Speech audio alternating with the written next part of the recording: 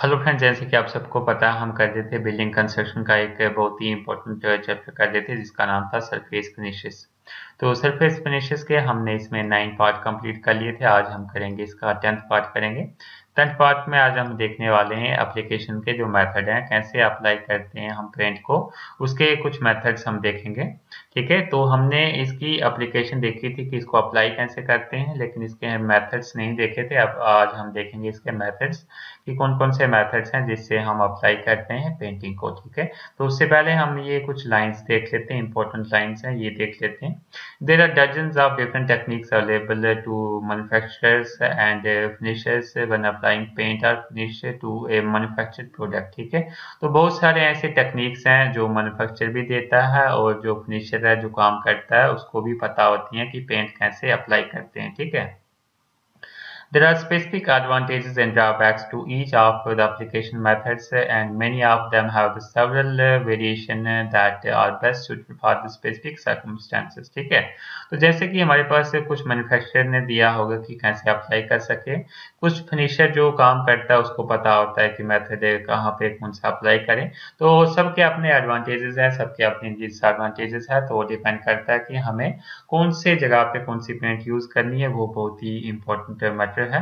This makes it imperative for you to understand your logical and budgetary requirement. तो आपको देखना है, अपना लॉजिक देखना है, अपनी बजट देखनी है, उसके अकॉर्डिंग आपको अपना जो भी एप्लीकेशन का जो मेथड है कैसे अप्लाई करें पेंट को, वो आपने देख लेना है। In order to select the right method for your operation, take a look below where we break down the benefits and drawbacks of the most common types of application of the methods. ठीक है, तो यहाँ नीचे बहुत सारे methods दिए हैं जिन method की हेल्प से हम अप्लाई करते हैं पेंट को। ठीक है, तो फर्स्ट हम मेथड की बात करें, स्प्रे मेथड्स। ठीक है, तो हमारे पास स्प्रे मेथड्स हैं, हम बात करते हैं स्प्रे। आपको पता है स्प्रेइंग क्या होता है, तो हम देख लेते हैं इसकी डेफिनेशन यहाँ पे।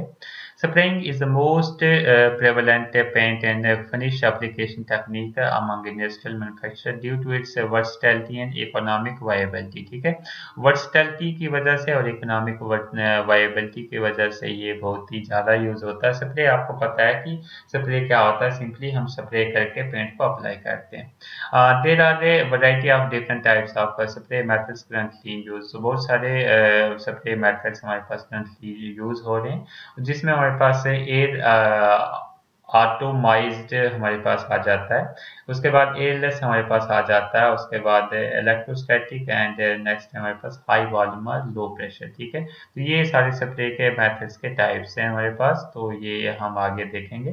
ठीक है, तो यहाँ पे आप जैसे कि देख सकते हैं एयर ऑटोमेटेड स्प्रे प्रोसेस है। ये सारा प्रोसेस हम इसको डिस्कस नहीं करेंगे, ये हमारे सिलेबस में अभी नहीं है फिलहाल। तो हम इसका खाली नाम ही देखेंगे, जितने भी नाम है आपको अगर इसको देखना है आप इसको देख सकते हैं। एयर ऑटोमेटेड स्प्रे के बारे में यहाँ पे पूरा डिस्कस किया हुआ है, तो यहाँ तक आप कर सकते हैं। नेक्स्ट हमारे पास इसमें टेक्निक थी इलेक्ट्रोस्टैटिक टेक्निक। ठीक है, तो इलेक्ट्रोस्टैटिक टेक्निक के बारे में भी यहाँ पे डिटेल में दिया हुआ है, आप ये सारा कुछ देख सकते हैं। ये भी हमारे सिलेबस में नहीं है, इसलिए हम इसको अभी डिस्कस नहीं करेंगे। मे भी इसको हम फ्यूचर में डिस्कस करें, लेकिन अभी इसको डिस्कस नहीं करेंगे। आप स्क्रीनशॉट लेके अपने नोट्स पे इसको लिख सकते हैं, आप इसको कर सकते हैं अगर आपको रिक्वायरमेंट है, आपके सिलेबस में है तो।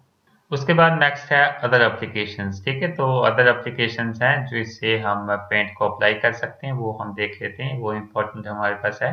Although they tend to be the most commonly use application method, spray applications are not the only option for the manufacturers and finishers. ठीक है, तो स्प्रे मेथड्स ऐसा नहीं है कि स्प्रे मेथड्स ही हमारे पास है जिससे हम पेंट कर सकते हैं। बहुत और मेथड हैं जिससे हम पेंट करते हैं, जो मोस्ट कॉमनली हमारे पास यूज होते हैं मेथड। सो वो दो मेथड हमारे पास है मोस्ट कॉमनली जो यूज होते हैं।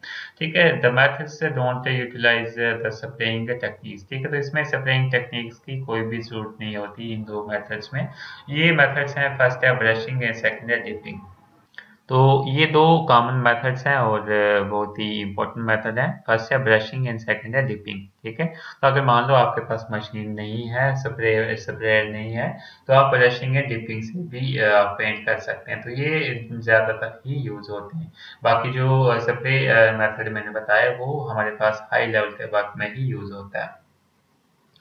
As the name implies brushing uses the paint brush. ठीक है, तो जैसे कि हम हमारे पास ब्रशिंग यहाँ पे आ जाता है तो इसका मतलब हो गया कि यहाँ पे पेंटिंग के जो ब्रश हैं वो हम यूज करते हैं पेंटिंग के लिए। ठीक है, तो अप्लाई द पेंट और फिनिश टू ए component.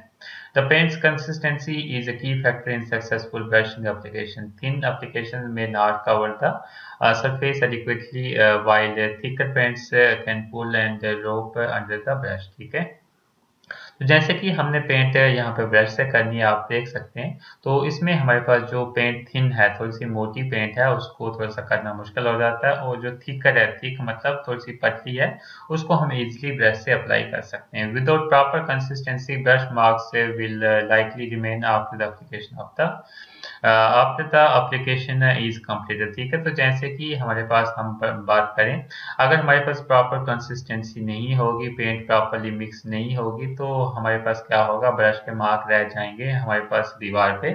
इसलिए हमने ध्यान रखना है कि जो कंसिस्टेंसी है पेंट की वो प्रॉपर हो। The risk of lower quality finish means that brush is typically not used for decorative finishes. ठीक है, brushing is most commonly used to cover areas after repair. ठीक है, तो आफ्टर रिपेयर के बाद जो एरियाज को हम कवर करते हैं वो मोस्टली ब्रशिंग से ही करते हैं। Small area is typically not worth an entire spray application and the dipping method is not effective for assembled components. ठीक है, तो जो भी असेंबल्ड कंपोनेंट्स है वहाँ पे डिपिंग ऑपरेशन हमारे पास सक्सेसफुल नहीं है, क्योंकि डिप करना होता है मतलब किसी में उसको डुबोना किसी चीज को। अब मान लो कोई मशीन ही हमने तैयार कर ली, तो मशीन को किसी चीज में हम डुबो नहीं सकते पेंट में, इसलिए जो यहाँ पे जो मेथड यूज होगा वो ब्रशिंग का मेथड यूज होगा।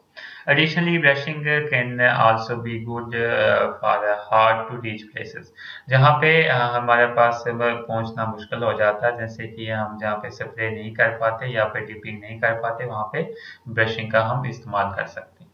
ठीक है, उसके बाद हम बात करते हैं नेक्स्ट प्रोसेस हमारे पास है डिपिंग। मोस्ट इम्पोर्टेंट प्रोसेस ये भी है। ब्रशिंग सबसे इम्पोर्टेंट प्रोसेस है और सबसे कॉमन मेथड है जो मोस्टली यूज होता है हमारे पास पेंटिंग के लिए।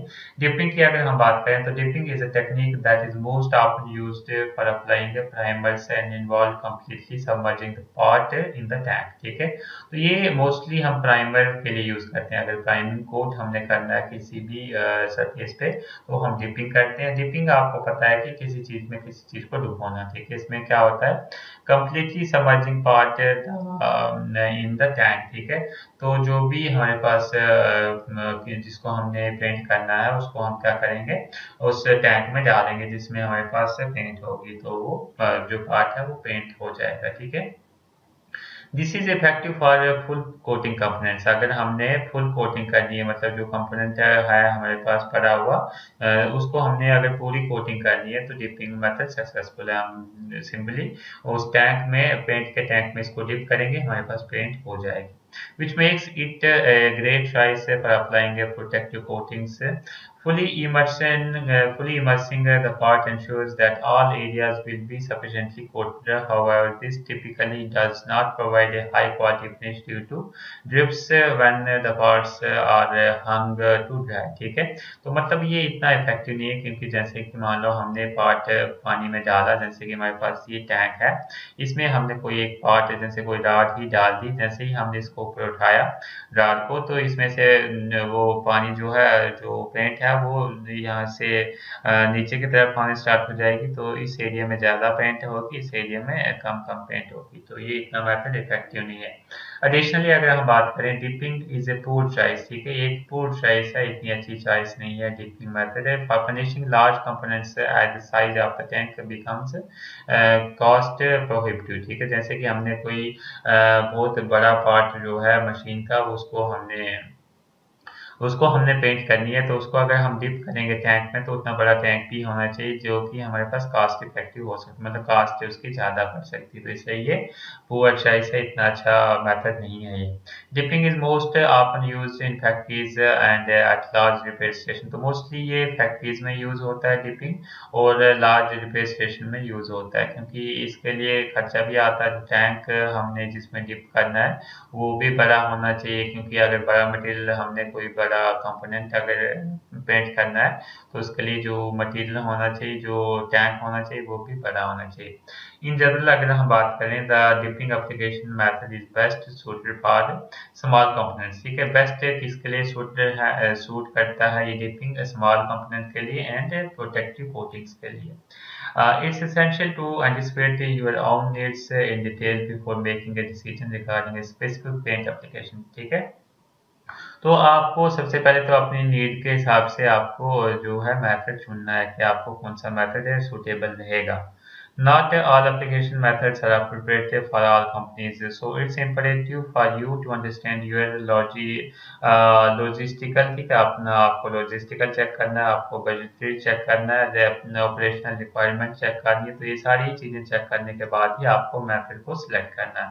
In order to select the right method for your operation, as a leading supplier आ सकते हैं पेंट बूथ्स और एक्सपर्ट्स विल बेनिफिट। ठीक है, तो जो भी है आपको अपने रिक्वायरमेंट के हिसाब से ही कोई भी मेथड चुनना है या फिर कोई भी डिसीजन आपको लेना है अपने जो रिक्वायरमेंट है, अपनी जो एप्लीकेशन है आपकी, या फिर आपके जो नज़दीक में जो मटेरियल है उसके अकॉर्डिंग ही आपको जो भी डिसीजन जो है वो लेना है। ठीक है, आई होप आपको सारी चीज़ें क्लियर हो गई होंगी। फिर भी कोई भी डाउट हो आप कमेंट सेक्शन में पूछ सकते हैं, और आप मेरे को कमेंट सेक्शन में ज़रूर बताएंगे कि आपको कौन सा टॉपिक जो है इसमें से अच्छा लगा, ताकि मैं फ्यूचर में जो लेक्चर आ रहे हैं मैं उनको इम्प्रूव कर सकूँ।